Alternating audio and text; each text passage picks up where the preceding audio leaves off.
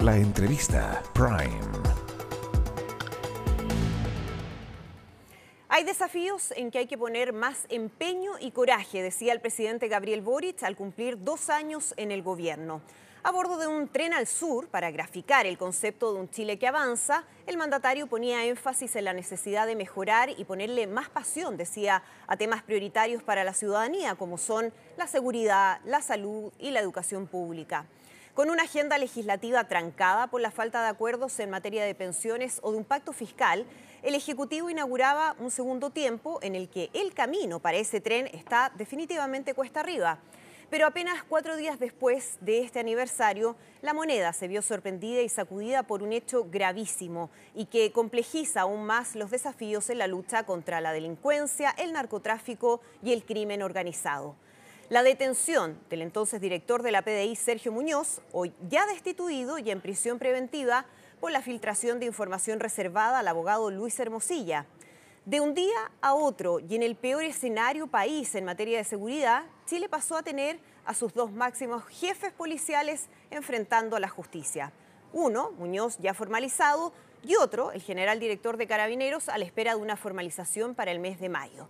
Si bien el caso de Yáñez es absolutamente distinto al de Muñoz, puso de todas maneras al gobierno en una posición sumamente incómoda que hasta hoy no ha logrado resolver. ¿Qué va a pasar con el futuro de quien todavía está a la cabeza de Carabineros? El gabinete ha intentado explicar el por qué Yáñez sigue como general director, aún luego de que el ministro Cordero le quitara el piso diciendo que esperaría que evaluara su renuncia antes de ser formalizado. Y el segundo periodo entonces del presidente Gabriel Boric parece aún más arduo que el primero, sin las mayorías necesarias en el Congreso y con instituciones cada vez más cuestionadas, que dejan a este ferrocarril, usando la misma figura inicial, tambaleándose y con pocas posibilidades de llegar a destino. Bienvenidos a la entrevista Prime. Y entramos de inmediato en la conversación hoy con la ministra secretaria general de Gobierno, Camila Vallejo. Ministra, muchísimas gracias por acompañarnos en la entrevista Prime. Bueno, muy buenas noches primero que todo y muchas gracias por la invitación. Gracias por acompañarnos para hablar de varios temas. Uno de ellos es, obviamente, el segundo tiempo del gobierno, el llamado segundo tiempo, ¿no? Hace poco más de una semana el gobierno comenzaba 2 años más de su administración, donde hay desafíos que son sin duda muy importantes: seguridad, lo ha dicho el propio presidente Gabriel Boric, economía, las reformas que son emblemáticas para su sector. ¿Qué expectativas tienen, ministra, para esto? ¿Son mayores, menores que las que tenían cuando asumieron el 11 de marzo, ese 11 de marzo inicial? A ver, primero yo diría que queremos romper con esta idea de que todo lo que no se hizo en los 2 primeros años ya no se hizo más. Y que los gobiernos en la práctica pueden gestionar y avanzar en su agenda o su programa de gobierno solo los 2 primeros años, porque después ya es una retirada. Nosotros no creemos eso, creemos que al menos hay que cambiar esa lógica porque el trabajo continúa y nosotros tenemos que seguir gobernando, tenemos que seguir empujando el crecimiento económico, tenemos que seguir empujando una agenda de seguridad que sigue siendo la primera preocupación de nuestro país, de nuestro gobierno. Tenemos además una agenda legislativa que cuenta con al menos 2 grandes reformas, que es el pacto fiscal y la reforma de pensiones. Entonces, mirando en retrospectiva, evidentemente que uno puede decir hemos avanzado en muchos aspectos, tener copago cero para que las familias no tengan que pagar absolutamente nada por la atención en el sistema de salud pública, haciendo FONASA, o los trenes para Chile, como han avanzado, que la economía se esté recuperando y no haya habido recesión, como se señaló, que la inflación vaya en retroceso. Son cosas que evidentemente dan cuenta de que hemos ido avanzando en el camino correcto, en el camino de los acuerdos con el royalty minero, salario mínimo, 40 horas, por ejemplo, salieron con acuerdo en el Congreso. Pero queda todavía un trecho por andar. Y el presidente ha dicho en ese sentido que el trabajo tiene que ser más de concreción de todo lo que ya hemos hablado y menos de anuncio, en el fondo. O sea, claro, ponga al equipo de trabajo, póngase más que nada a concretar con una perspectiva del territorio, de las regiones. Estamos ya, o sea, hemos ido, no a todas, pero la idea es concretar este año gabinetes pro crecimiento y empleo en todas las regiones de nuestro país, donde se apuntala a las inversiones, la inversión privada, la inversión pública, se monitorea el avance de la ejecución de las obras. Eso nos debería permitir generar más empleo, también dinamización del desarrollo productivo de las regiones y una agenda de seguridad que sigue teniendo importantes desafíos. Entremos ahí, ministra, porque, bueno, son 2 años, usted decía, no significa que porque no se hicieron en 2 años de gobierno no se pueda hacer en estos otros 2, pero además sin que duda, la ciudadanía no podría comprender por qué claudicamos, ¿cierto?, los últimos 2 años los temas fundamentales. Recordemos que hay materias que son especialmente difíciles porque hay escenarios y hay contextos que son muy complejos, por ejemplo, en materia de seguridad. Y cuando ya tenemos un escenario especialmente complejo en materia de seguridad, ocurre lo que ocurre el pasado viernes, apenas unos días después de que se estuviera conmemorando el segundo año del presidente Gabriel Boric o los 2 años que vienen. Ocurre lo del ex director de la PDI, detenido por filtración al abogado Luis Hermosilla. ¿Cuánto complica todo esto al gobierno en términos de generar un ambiente que desestabiliza a instituciones que son fundamentales para el combate del narcotráfico, del crimen organizado? ¿Cómo el gobierno enfrenta esto con los desafíos, insisto, que hay en materia de seguridad? Mire, evidentemente esto es un tema de máxima preocupación y yo diría que no solo para el gobierno, sino que para el país completo. O sea, es un hecho escandaloso, es un hecho de suma gravedad, absolutamente condenable, porque pone en cuestión la credibilidad de las instituciones y particularmente en una institución que es fundamental en la agenda de seguridad, ¿no? Y juega un rol, vamos a hablar de eso, porque yo creo que también es importante hablar de quienes están detrás de ese trabajo tan importante para el país y que no deberían verse manchados por lo sucedido con el ex director general de la PDI. Pero sí, porque daña la fe pública, daña la confianza en las instituciones y por eso que tenemos que ser capaces de asegurar como país que esta investigación, que es de responsabilidad evidentemente de la Fiscalía, del Ministerio Público y en última instancia de los tribunales, llegue hasta las últimas consecuencias, ¿no? Porque si bien esto es muy grave, tiene una parte que es positiva, que es que hubo una Fiscalía que no le importó el nivel de poder de las personas involucradas y decidió actuar, ¿no? Y decidió incluso solicitar prisión preventiva para el imputado, ¿no? Que hasta el momento, bueno, se oficializó que se determinó la prisión preventiva. Entonces, ¿ministra? Eso da cuenta que a pesar de que haya un hecho reñido con la corrupción, ¿cierto?, o al menos con un delito, por parte del exdirector de la PDI, aún así las instituciones están actuando frente a eso. Déjeme quedarme con lo de las instituciones, porque usted decía que se han revelado indicios de una posible red de corrupción de cuello y corbata. Una red, dijo, que se habría organizado para entorpecer la labor investigativa de distintas causas asociadas a corrupción por parte de la Fiscalía. Y anoche, el fiscal nacional, Ángel Valencia, aquí mismo, en este mismo lugar, dijo: yo no sé qué información tiene la ministra Vallejo para hacer una afirmación de esa naturaleza. Si efectivamente ella tiene información sobre la existencia de una red, debería aportarla a la fiscal a cargo de la causa. Primero ¿qué le pareció esa respuesta del fiscal nacional? Tenemos como gobierno un tremendo respeto por la labor del Ministerio Público y la Fiscalía. No es nuestro interés entrar en polémicas con el fiscal nacional. ¿Ha conversado con él en estas horas? Nosotros tuvimos un pequeño intercambio en el ánimo de que no queremos, aquí respetamos las instituciones, ¿no? O sea, conversaron durante el día a propósito de estas declaraciones y esta respuesta. No es nuestro ánimo entrar en polémica, respetamos cada uno su función y lo importante en este caso es reiterar algo como gobierno. Dijimos ayer, ustedes saben que yo no hablo por mí misma, yo soy vocera de gobierno y las vocerías son para comunicar posiciones y miradas de gobierno y que lo he reiterado también durante el día, en la entrevista de la mañana, en distintas oportunidades y que dice relación con lo que hemos señalado.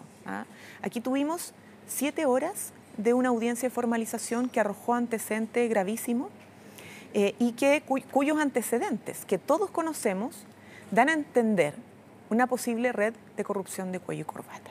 Esto lo va a determinar los tribunales, claro, y el curso de la investigación. Y lo mismo dijimos en el día de ayer. Esto al final lo determinan los tribunales y la Fiscalía. Pero con los antecedentes que son de público conocimiento, es probable que esto termine siendo aquello. Ahora, ojalá... Déjeme interrumpirla ahí brevemente, porque sí, ese es efectivamente un escenario. Podría ser que después de que conozcamos todos los antecedentes, estemos hablando de una red de corrupción que involucre a personas importantes, no lo sabemos. El punto es... O sea, si ya es que, involucra a personas importantes. pero más allá de quién ha sido imputado, por ejemplo, y el abogado Luis Hermosilla, ¿a usted le parece que es su rol hacer conjeturas de lo que podría tener esta investigación de fondo?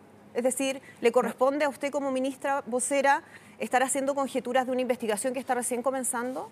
A nosotros no es primera vez como gobierno que hablamos de lo que podría pasar en una investigación respetando la facultad de otro poder del Estado. Pasó, por ejemplo, con el tema de los incendios, que habían varios antecedentes que daban a entender que el inicio de los incendios había sido de manera intencional, pero que finalmente eso lo determina la justicia, ¿no? En este caso es más o menos similar por justamente los antecedentes que han sido de público conocimiento, que nos llevan no solamente a nosotros como gobierno a pensar eso, sino que a la mayoría del país. Es casi sí, de sentido lo que pasa común es que lo que diga la gente hay, en su casa no es lo mismo que lo que diga la ministra vocera de gobierno. Por eso se lo pregunto, si es que quizás hubo ahí algo de imprudencia o si usted considera que estuvo bien en la declaración. En lo absoluto, y lo sostenemos, y lo hemos dicho, lo ha dicho la ministra del Interior, lo ha dicho el presidente de la República. O sea, tenemos una posición de gobierno porque esto es grave, ¿no? Aquí hay indicios de que probablemente esto, ojalá nos equivoquemos, ¿no? Ojalá esto no se trate de una red de corrupción de cuello y corbata, pero ya hay delitos graves y hay indicios de que esto sabemos dónde parte, pero no sabemos dónde va a terminar. Y por lo tanto, lo que a nosotros nos interesa como gobierno y que creemos que al país en su conjunto es que esto llegue hasta las últimas consecuencias, que no haya impunidad. Y que ojalá, insisto, ojalá estemos equivocados, ¿no? Cuando usted habla ojalá que la mayoría del país esté equivocada sí. y esto no sea realmente una red de corrupción donde se accedía de manera ilegal a información de carpeta investigativa de casos sumamente importantes y relevantes. Sin duda. Para entorpecer las investigaciones la labor de la justicia. Ahora, esperamos que eso no sea así, por eso tenemos que estar alerta y efectivamente sí. que las instituciones sigan funcionando como lo han estado haciendo. Cuando usted habla de una red de corrupción de cuello y corbata, ¿a quiénes se refiere específicamente? Porque usted apuntó a figuras políticas de la oposición. ¿A quiénes se refiere? O sea, tenemos personas implicadas, mencionadas en la misma audiencia. Yo no quiero entrar a personalizar y que esto se trate de un tema de dimes y diretes con la oposición, que si acusaste o no acusaste. Estos son la información de público conocimiento. Hay una persona que está imputada, ¿cierto? Que ya sabemos... Sergio Muñoz. Bueno, además. Y el abogado Hermosilla. Pero en otro caso, no por este caso. Él está en calidad de testigo. Pero, a ver, quien accede a información ¿sí? ilegal es esa persona, ¿no? Entonces, yo no soy la que investiga en esto. El gobierno es el que investiga. Aquí es la Fiscalía y el Ministerio Público. Exacto. Pero los antecedentes que la propia Fiscalía ha entregado en el proceso de formalización y que ha derivado a la prisión preventiva del exdirector dan cuenta de hechos absolutamente graves, de actos ilegales y que dan a entender una posible red, ¿cierto?, articulación para acceder a información que no es, de cuyo acceso no es legal acceder, ¿no? Es distinto que un abogado, por ejemplo, defensor, por la gravedad. Para terminar, es distinto que siendo reconocido hasta la fecha, bueno, hasta ahora, como un importante abogado de la plaza pública, el abogado Hermosilla, haya defendido o haya participado en muchas causas porque los abogados trabajan en defensa, ¿cierto?, de este tipo, haya podido acceder a una carpeta investigativa en una querella, porque eso lo hacen los abogados, porque tienen tan facultados para acceder frente a querella a las carpetas investigativas. Pero distinto es que se haya valido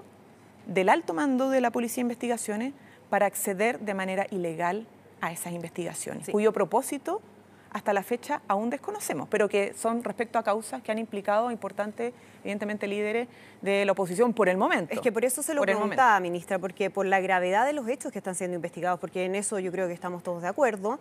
Cuando usted menciona a expersoneros de gobierno y líderes políticos de la oposición, uno se pregunta, ¿a quién específicamente se está refiriendo? A expersoneros de gobierno. ¿A quién se está refiriendo? O sea, ¿puedo repetir lo que escuchamos todo en la audiencia de formalización? Es que escuchamos muchísimos antecedentes y por eso se lo pregunto. Tenemos el traspaso de información del exdirector de la Policía de Investigaciones al abogado, asesor y colaborador, ¿cierto?, señora Hermosilla, y a un ex miembro del gobierno de Sebastián Piñera. Se está refiriendo al ex ministro Chadwick.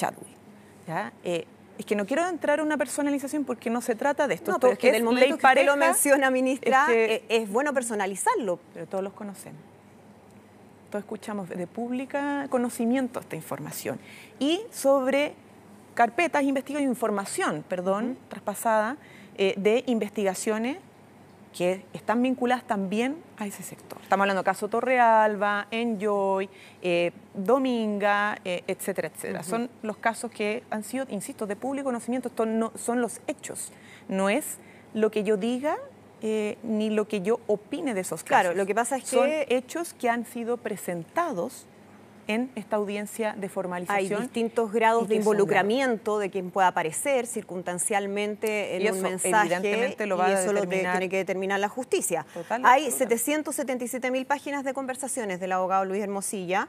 Los chats con Sergio Muñoz representan apenas el 0,2%, de acuerdo a la información que se conoce.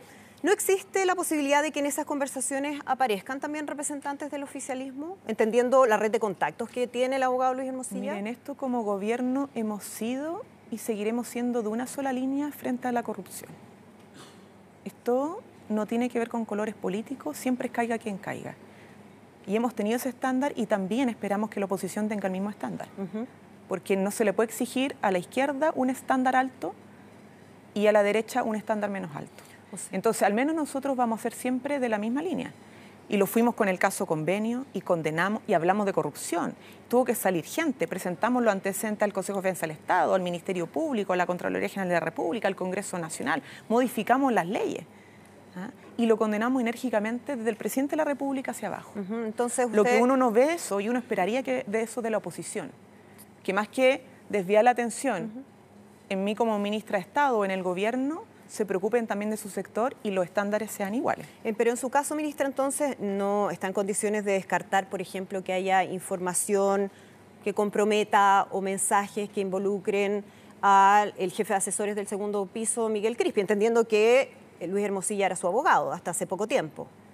A ver, primero, yo creo que en esto es importante decir, yo no desconfío de nadie de mi gobierno. La investigación tendrá que determinar a quién llega este nivel de traspaso de información y qué constituye o no constituye un delito en ese traspaso de información. Pero yo creo que en esto también es importante señalar que tenemos un caso de un abogado que fue contratado por muchísima gente porque era uno de los mejores de la plaza pública. Penalista, de alto prestigio, de altas redes, y mucha gente lo contrató. Entre ellos, hasta que se supo el caso de los famosos casos audios, el asesor decidió, obviamente, desvincularlo porque es sumamente grave. Y como abogado, los abogados tienen acceso a las carpetas de investigación de las personas que les corresponden. Entonces, yo creo que en esto hay que saber diferenciar. Cuando un abogado o una persona, cualquiera, un abogado, pongamos el caso de un abogado, tiene acceso a carpetas investigativas o a avances de investigaciones de manera ilegal para hacer uso de ellas, todavía no sabemos para qué, versus cuando acceden a las carpetas investigativas porque son parte de una querella y tienen que preparar las defensas o las acusaciones en función de esa querella. Y es lo que estamos recién empezando a ver. Porque uno intuye para dónde va, en este caso, a veces la oposición con sus señalamientos. Que la está acusando de oportunismo político, de hacer un punto político, incluso hablan algunos diputados de la UDI de citarla a una comisión investigadora. Es al revés. Si tú te fijas, nosotros hemos actuado con el mismo estándar si el nombre es del oficialismo o el nombre de la oposición. Pero aún ni siquiera aparece eventualmente asociado el asesor del segundo piso y ellos ya están poniendo el énfasis en el oficialismo y no han sido capaces de poner el énfasis en los suyos propios. Entonces, ahí hay un doble estándar. Pero si la cita la comisión, hay un oportunismo. O sea, he dicho desde ayer que los antecedentes sobre los cuales nosotros formulamos esa hipótesis probable y que ojalá no sea, son los que puso la propia Fiscalía en la audiencia de formalización. ¿Usted no está dispuesta? O sea, no me ha llegado ninguna citación, pero la pregunta es, ¿realmente quieren desviar el foco en mí o lo importante es que vaya el señor Chadwick o las personas que están involucradas, mencionadas en la audiencia de formalización, a prestar antecedentes? Porque seguro ellos tienen más antecedentes que lo que puedo tener yo. Ministra, hablemos de lo que pasa en la PDI, porque hace algunos momentos conocíamos de un comunicado del Ministerio del Interior la designación por parte del presidente Gabriel Boric de el nuevo director general de la Policía de Investigaciones, el prefecto general Eduardo Serna Lozano. Era un nombramiento difícil, considerando los antecedentes, no solamente de Sergio Muñoz, sino que del ex director Espinosa.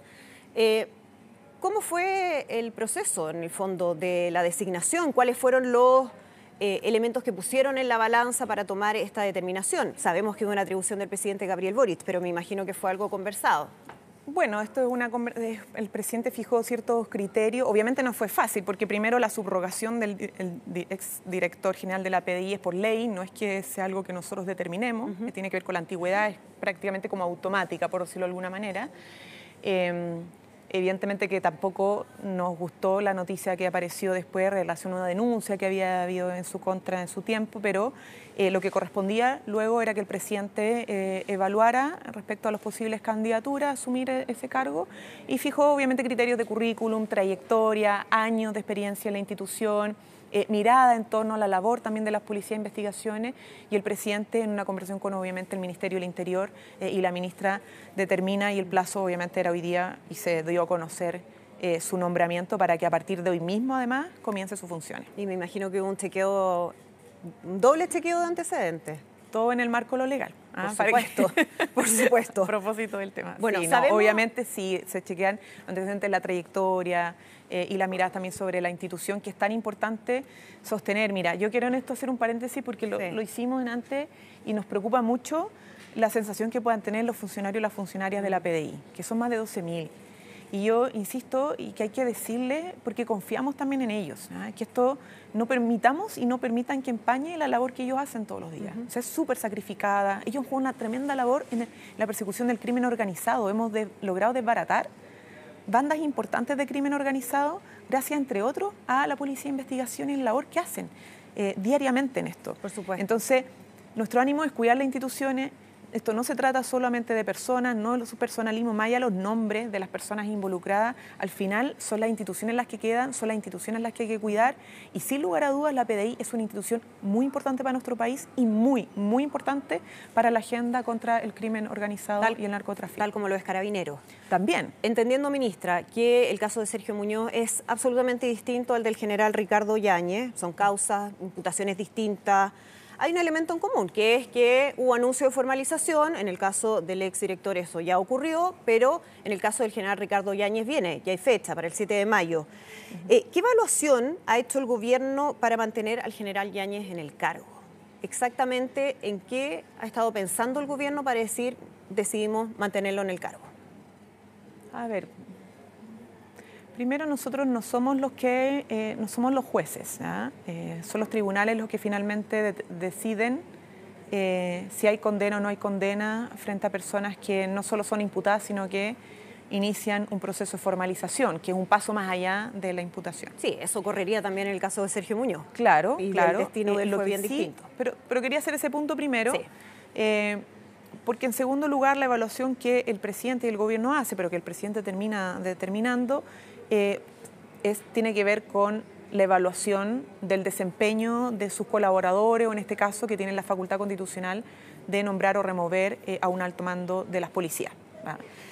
Pero en tercer lugar, y eso siempre ocurre, o sea, puede ocurrir mañana, pasado mañana, porque, no sé, pasó algo, ¿no?, entre medio, y el presidente determina aquello. Por lo pronto el presidente no ha determinado que salga de sus funciones.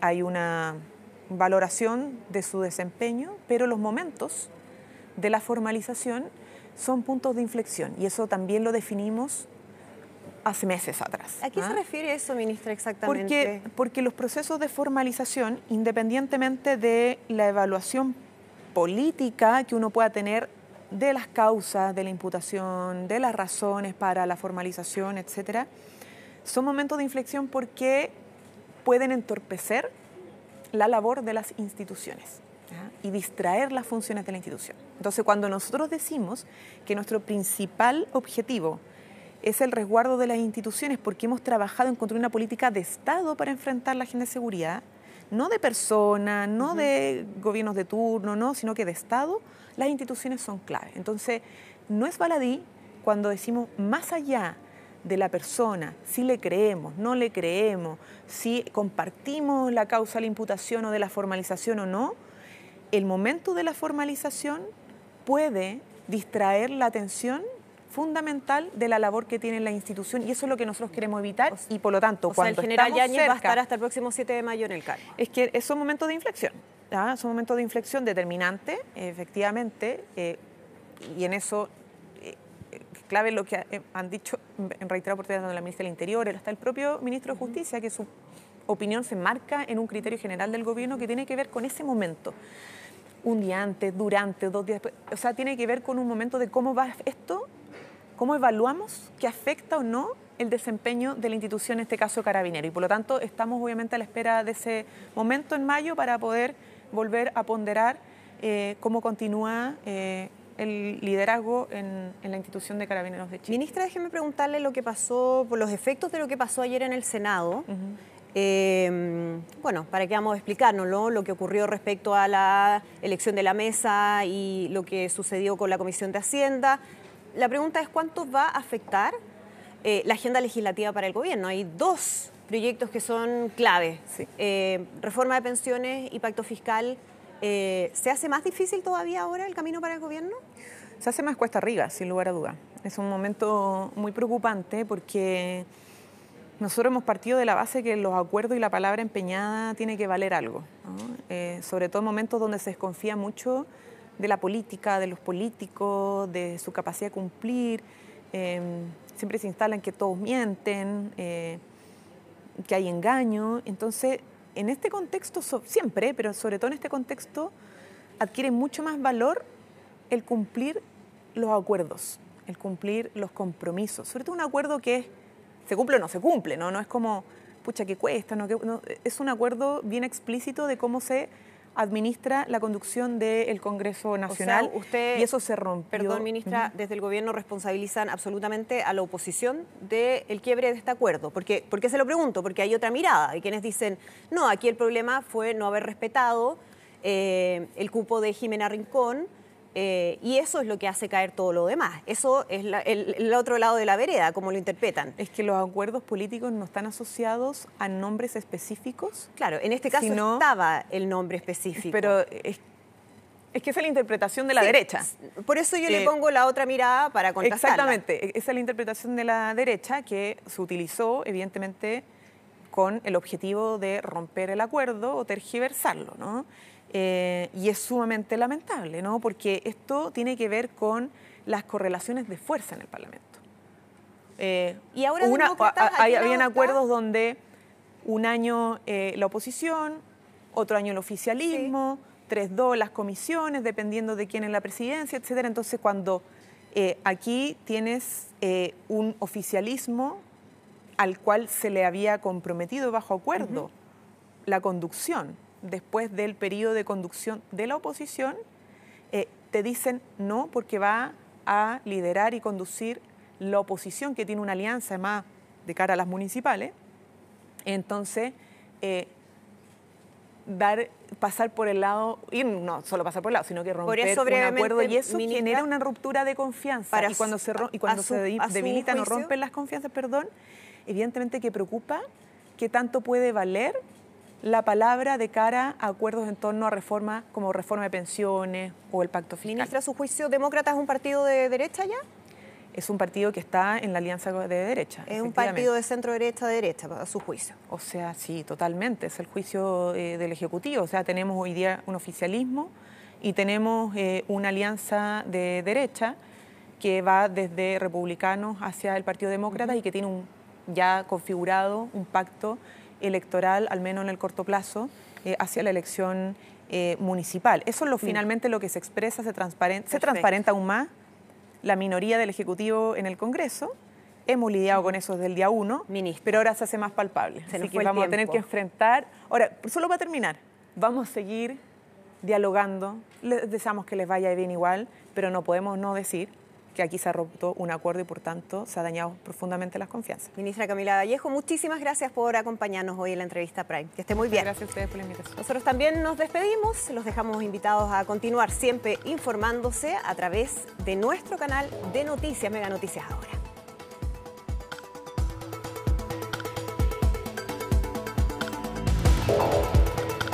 La entrevista Prime.